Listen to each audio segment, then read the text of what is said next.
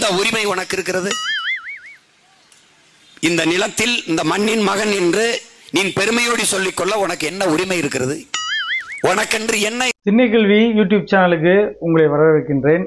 நான் உங்கள் நண்பன் முகவை அக்பர்.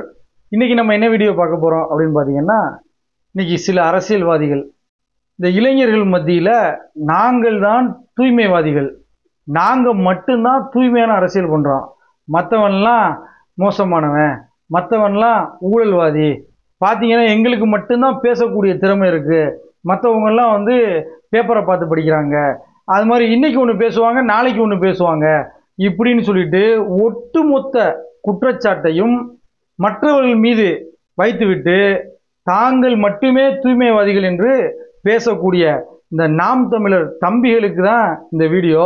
அதாவது உங்க அண்ணன் தான் பெரிய தூய்மைவாதி, உங்க அண்ணனுக்கு தான் எல்லாமே பேச தெரியும் அப்படின்லாம் நீங்க நினைச்சிட்டு இருக்கீங்கல்ல. இன்னைக்கு அவர் விக்கிரவாண்டி இடைத்தேர்தலில் என்ன பேசினாரு, அதாவது ஒரே மேடையில கொஞ்ச நேரத்திலேயே எப்படிலாம் மாத்தி பேசுறாரு அப்படிங்கிறத இன்னைக்கு நம்ம பார்ப்போம். எந்த உரிமை உனக்கு இருக்கிறது?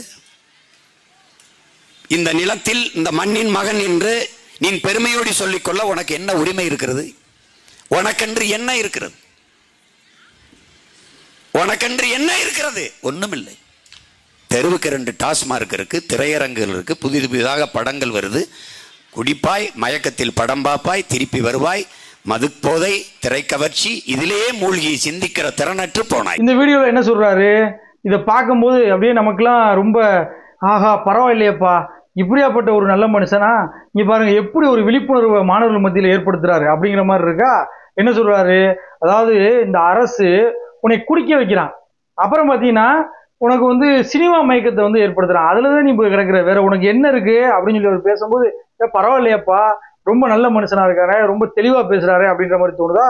இப்போ எல்லாருமே இன்னைக்கு ஒன்று பேசுவான், நாளைக்கு வேற மாதிரி பேசுவான். ஏன்னா சில பேருக்கு மறதி இருக்கலாம், இல்லை வேற ஏதாவது காரணம் இருக்கலாம். ஆனா ஒரே மேடையிலேயே ஒரு குற்றச்சாட்டை ஒருத்தவங்க மேல வச்சுட்டு தான் எப்படி நடந்தேன் அப்படிங்கிறத பத்தி இப்ப பேசுவார் பாருங்க. கல்லூரிக்கு போகும்போது கல்லு குடிச்சிட்டு போனவனை பத்தியாடா, நான் தான்.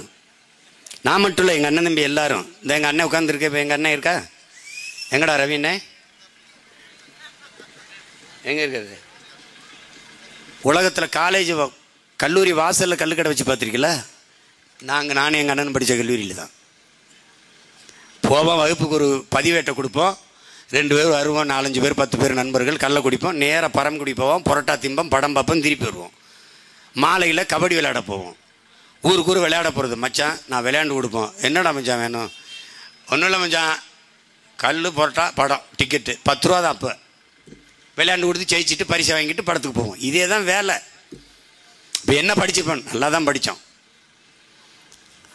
அப்போ இப்போ என்ன பேசுறாரு, அதாவது இவர் கல்லூரிக்கு போற காலகட்டத்திலேயே குடிச்சிட்டு தான் கல்லூரிக்கு போவாராம். அதாவது கல்லு குடிப்பாராம். எவ்வளவு? 3 லிட்டர் வரைக்கும் இவர் குடிக்கிற கெப்பாசிட்டி இருக்கு, சரியா? அப்போ 3 லிட்டர் வரைக்கும் இவர் கல்லை குடிச்சிட்டு கல்லூரிக்கு போயிட்டு கல்லூரியை கட்டடிச்சிட்டு எங்கே போறாருன்னு பார்த்தீங்கன்னா, சரி கல்லூரியை கட்டடிச்சிட்டு ஏதோ புரட்சி, அப்படி நீங்க அவரு புரட்சியாளர் தானே, புரட்சி செய்ய போறாரா அப்படின்னு பார்த்தா சினிமாவுக்கு போறாராம். அதாவது கல்லூரிக்கு போகாம கல்லை குடிச்சு விட்டு கட்டடிச்சிட்டு புரோட்டாவை தின்னுட்டு தியேட்டரில் போய் படம் பார்ப்பாராம். இதைத்தான் அவர் வேலையாக வச்சிருக்கிறாரு. அதுக்கு அவர் என்ன பண்ணுவாராம், ஏதாவது போய் விளையாண்டு கொடுப்பாராம், கபடி மேட்ச் விளையாண்டு கொடுத்துட்டு அதில் வர்ற பரிசை வச்சு கல் குடிச்சிட்டு புரோட்டா தின்னுட்டு எங்கே போயிடுவாராம், படத்துக்கு போயிடுவாராம். நீ என்ன பண்ணியிருக்க, முழுக்க முழுக்க காலேஜ் போகாம குடிச்சு விட்டு என்ன சினிமாவுக்கு போயிட்டு அங்கே ரொட்டியை தின்னுட்டு தெருவா பொறுக்கி போய மாதிரி தெரிஞ்சிருக்க. நீ வந்து இன்னைக்கு அரசாங்கத்தை பார்த்து இந்த அரசாங்கம் வந்து உன்னை குடிக்க வைக்குது, அதே மாதிரி வந்து நீ சினிமா மயக்கத்தில் கொண்டு போய் தள்ளுதுன்னு நீ எல்லாம் அட்வைஸ் பண்ணலாமா? உனக்குலாம் என்ன தகுதி இருக்கு?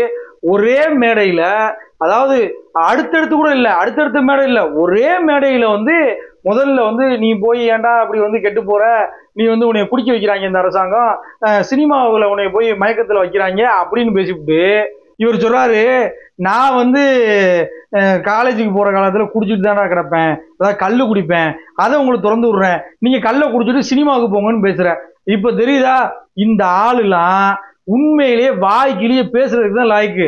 அதாவது நீங்க பேசுங்க, பிரச்சனை இல்லை, எதிர்கட்சிகள் மீது விமர்சனம் வைங்க, எதிர்கட்சியில் இருக்கக்கூடிய தலைவர்கள் மீது விமர்சனம் வைங்க, ஆனா நாங்க தான் தூய்மைவாதிகள், நாங்க தான் தூய்மையா அரசியல் பண்றோம் அப்படிங்கிற மாதிரிலாம் தயவு செய்து தம்பிகள் இனிமே பேசாதீங்க. இது மட்டும் இல்ல, இது மாதிரி எக்கச்சக்க வீடியோ இருக்கு. சீமானை பற்றி சீமான் உளறி கூட்டியது, அரசியலை பற்றி தெரியாம என்னத்தையாவது வாய்க்கு வந்ததை பேசின நிறைய வீடியோக்கள் இருக்கு. அடுத்தடுத்த வீடியோல சந்திப்போம். கண்டிப்பா நம்ம சேனலை சப்ஸ்கிரைப் பண்ணிக்கிறீங்க. அப்பதான் உங்களுக்கு தெரியும் சீமான் என்னெல்லாம் பேசியிருக்காரு. இனிமே நம்ம இந்த தூய்மைவாத அரசியல்லாம் நம்ம பேசக்கூடாது அப்படிங்கிறத நீங்க தெரிஞ்சுக்கிறதுக்காக இந்த திண்ணைக்கிளி யூடியூப் சேனலை நீங்க சப்ஸ்கிரைப் பண்ணிக்கிறீங்க. அடுத்தடுத்த வீடியோல சந்திப்போம்.